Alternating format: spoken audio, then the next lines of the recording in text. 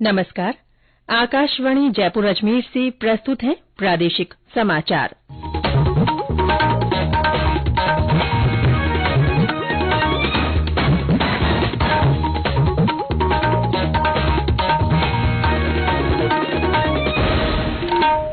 मुख्य समाचार।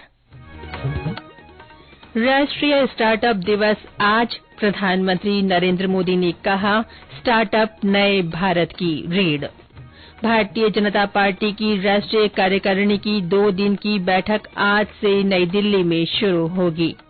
राज्य सरकार का 2 दिन का चिंतन शिविर आज से जयपुर में।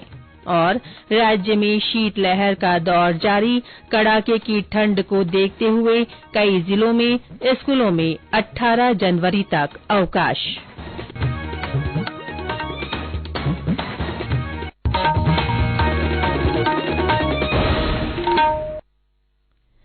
समाचारों के साथ मैं रितिका गुप्ता।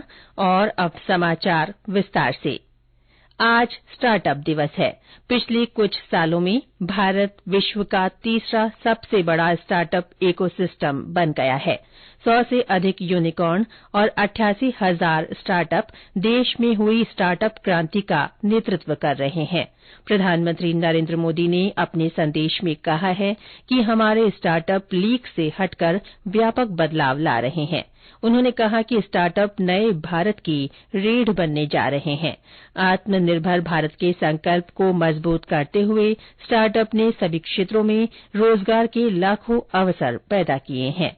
राष्ट्रीय स्टार्टअप दिवस और नवाचार सप्ताह के अवसर पर वनस्थली विद्यापीठ में कल से राष्ट्रीय स्टार्टअप सप्ताह की शुरुआत हुई। ये देश भर के उन 75 स्थानों में से एक है जहां आजादी का अमृत महोत्सव के तहत उद्यमिता और नवाचार की भावना को बढ़ाने के लिए स्टार्टअप संबंधी कार्यक्रम हो रहे हैं।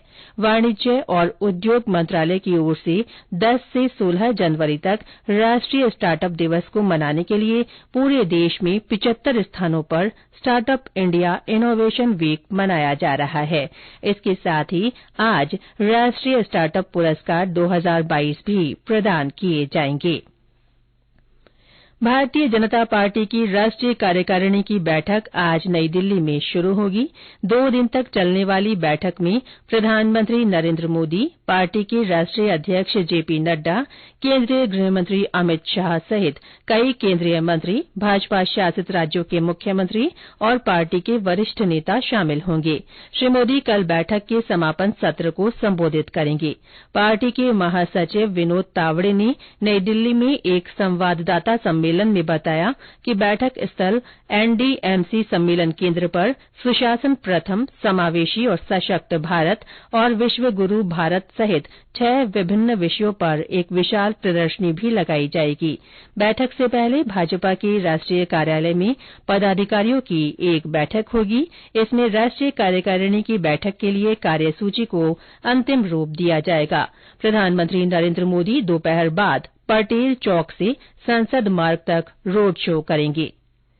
राजस्थान हाईकोर्ट में 9 नए न्यायाधीशों को आज शपथ दिलाई जाएगी।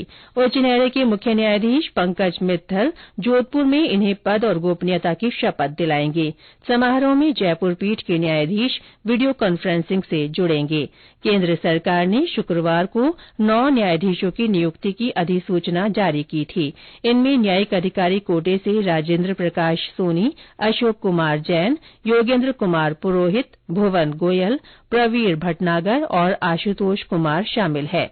वहीं अधिवक्ता कोटे से जयपुर हाईकोर्ट बार एसोसिएशन के पूर्व अध्यक्ष अनिल कुमार उपमन, नूपुर भाटी और जयपुर पीठ में अतिरिक्त महाधिवक्ता गणेश राम मीणा को न्यायाधीश नियुक्त किया गया है।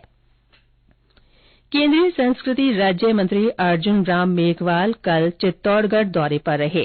श्री मेघवाल ने दुर्ग पर विजय स्तंभ के पास जौहर शिलालेख का लोकार्पण किया। उन्होंने बडोली मंदिर से चोरी हुई 1000 वर्ष पुरानी नटराज की मूर्ति को कुंभा महल में आयोजित एक समारोह में चित्तौड़ पुरातत्व विभाग को सुपुर्द किया।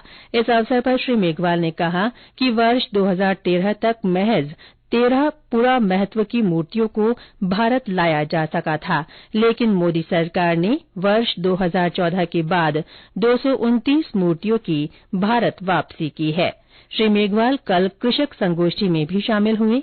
ये संगोष्ठी बेगू तहसील के राजगढ़ तालाब में बेगू बिजोलिया किसान आंदोलन के शहीद रूपाजी कृपाजी के उत्सर्ग की स्मृति में आयोजित की गई थी। इसमें मोटा अनाज कृषि प्रोत्साहन विषय पर चर्चा हुई। इस अवसर पर सांसद चंद्रप्रकाश जोशी ने उपस्थित लोगों को जैविक कृषि अपनाने का संकल्प लेने को कहा। ये समाचार आकाशवाणी जयपुर अजमेर से प्रसारित किए जा रहे हैं। राज्य सरकार का 2 दिन का चिंतन शिविर आज से जयपुर में शुरू हो रहा है।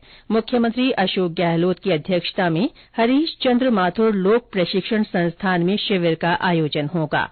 इसमें सभी मंत्री 4 साल के कामों, बजट घोषणाओं और जन घोषणा पत्र की क्रियान्विति सहित विभागीय अभियानों और नवाचारों की रिपोर्ट पेश करेंगे। पहले दिन आज सुबह मंत्रिमंडल की बैठक होगी। इसके बाद मुख्य सचिव उषा शर्मा शिविर की रूपरेखा के बारे में जानकारी देंगी। निर्वाचन आयोग आज रिमोट मतदान मशीन पर चर्चा के लिए सभी राष्ट्रीय राजनीतिक दलों के अध्यक्षों, प्रमुखों और महासचिवों के साथ बैठक करेगा। बैठक में तकनीकी विशेषज्ञ समिति के सदस्य भी मौजूद रहेंगे। आयोग ने अपने घर से दूर रह रहे मतदाताओं के लिए रिमोट वोटिंग की व्यवस्था शुरू करने का प्रस्ताव किया है। इसके लिए बहु निर्वाचन क्षेत्र इलेक्ट्रॉनिक मतदान मशीन का उपयोग किया जाएगा, जो वर्तमान इलेक्ट्रॉनिक मतदान मशीन जितनी ही सुरक्षित होगी। इस नई मशीन का उपयोग कर एक ही मतदान केंद्र से 72 निर्वाचन क्षेत्रों में वोट डाले जा सकेंगे। आकाशवाणी समाचार जयपुर ने अपने श्रोताओं में मोटा अनाज के प्रति जागरूकता के लिए संदेश श्रृंखला शुरू की है। इसमें श्रोता संदेश भेजकर बता सकते हैं कि वे अपने भोजन में मोटा अनाज किस तरह काम में लेते हैं। आज सुनिए नागौर से हमारी श्रोता का संदेश। नमस्कार, मैं अर्चना, जिला नागौर, गांव सतेरन। बाजरे से होली और आका तीज के त्योहारों पर खिचड़ा बनाकर उसमें घी डालने से बहुत स्वादिष्ट होता है। और सर्दियों में बाजरे से रोटी, कड्डी, राबड़ी बना के खाने से स्वास्थ्य के लिए अच्छा और उपयोगी होता है। धन्यवाद। हमारे अन्य श्रोता भी मोटा अनाज के बारे में अपने संदेश लिखकर या रिकॉर्ड कर व्हाट्सएप नंबर 9414052368 पर भेज सकते हैं। प्रदेश के कई हिस्सों में शीतलहर का प्रकोप जारी है। माउंट आबू और सीकर के फतेहपुर में पारा जमाव बिंदु से नीचे बना हुआ है।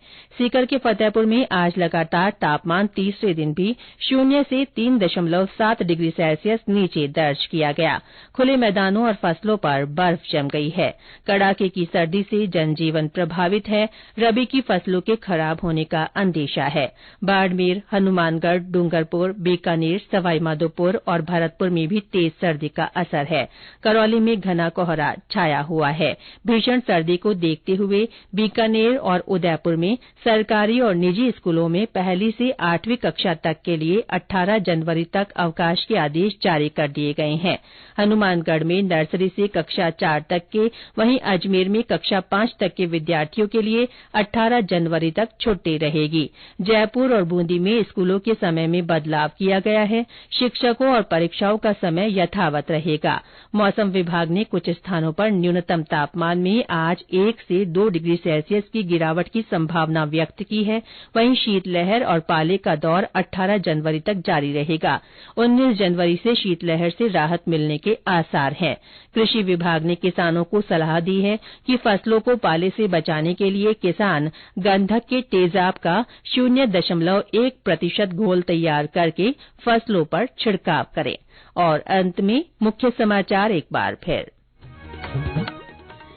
आज राष्ट्रीय स्टार्टअप दिवस है। प्रधानमंत्री नरेंद्र मोदी ने कहा है कि स्टार्टअप नए भारत की रीढ़ हैं।